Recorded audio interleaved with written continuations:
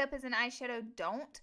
So my first don't is don't go in with a dark color without adding a few lighter colors first as a transition shade. Whenever you just dab in that dark color with your blending brush and just go to town on your eyelid, you're going to end up with a bit of patchiness and it's not going to look gradient. Also, you can see around the edges is very harsh. It's quite unflattering on my eyelid and looks extremely patto.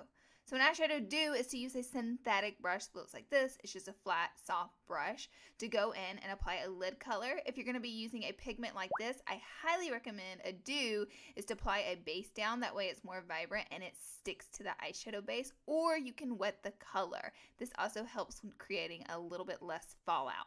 So when I